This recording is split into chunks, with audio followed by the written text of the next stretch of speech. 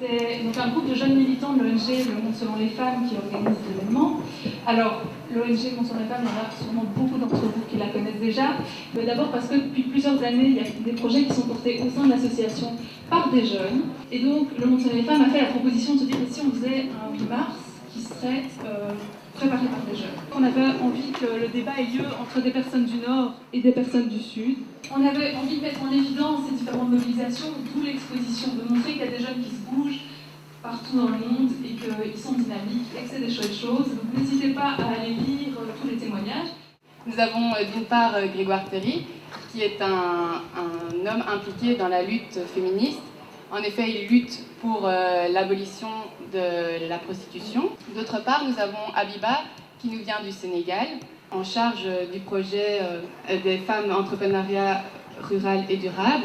Je voudrais savoir aujourd'hui ce que ça représente pour vous le 8 mars. Une prise de conscience pour toutes les catégories de la société. Réaliser que voilà, les inégalités, elles sont partout.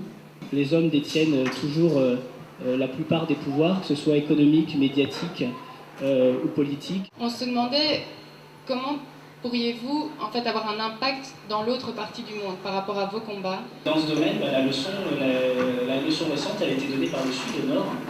C'est la leçon des révolutions démocratiques du monde arabe. Ce sont les jeunes du monde arabe qui là ont donné une leçon de démocratie à l'Europe. Si je ne me trompe pas, la Tunisie post-révolution est le premier pays au monde qui a inscrit la parité dans la Constitution.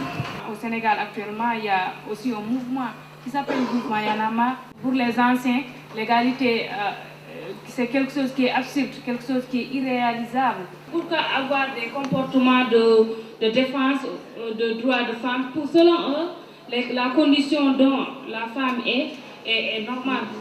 Les grands foyers que les jeunes ne peuvent rien. Donc les jeunes avec qui je travaille ont montré que si ça les intéresse, parce que eux aussi ils font partie de la société, ils veulent vraiment créer quelque chose de durable.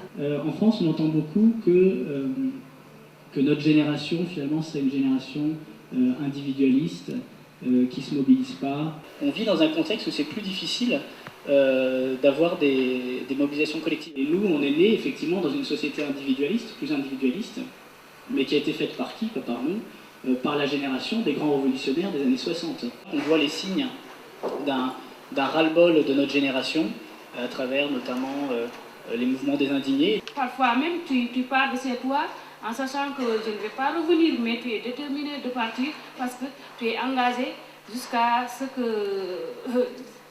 tu es prêt à perdre ta vie à cause de ça. Même quand on est convaincu intellectuellement qu'on vit dans une société patriarcale et qu'il faut lutter contre ça, on reste un homme avec des comportements et des codes d'hommes. On peut travailler dans la mixité, c'est-à-dire qu'il y ait une égalité complète homme-femme dans ce qu'on fait pour arriver à là et inculquer des valeurs d'équité, d'égalité de genre, de sexe, pour ne pas créer des ruptures ou un déséquilibre entre les sexes. Il faut miser sur la jeunesse.